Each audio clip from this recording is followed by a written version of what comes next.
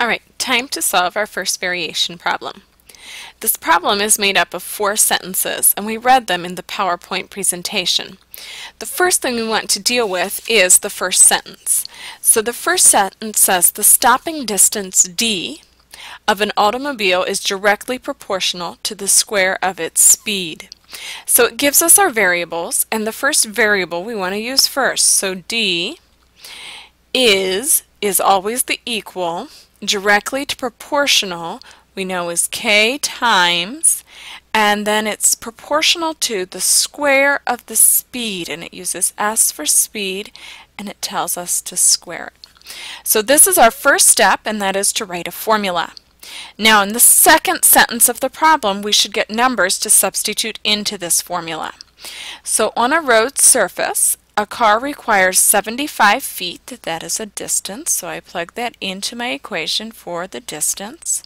I don't know k.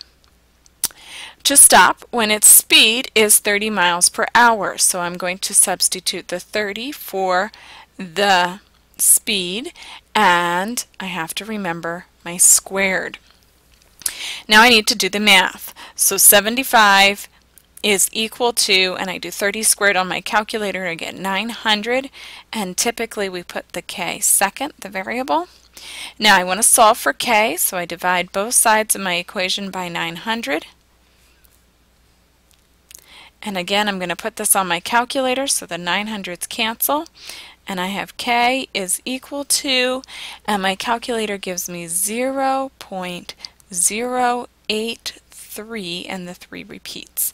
I'm actually going to let that on my calculator. I'm not going to hit clear because I want to use that number again.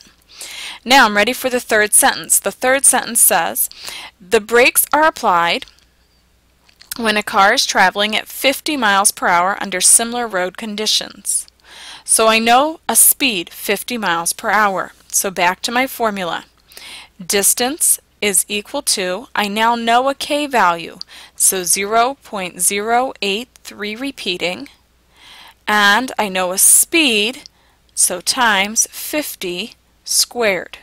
Don't forget the squared. Now I have something that I can plug into my calculator.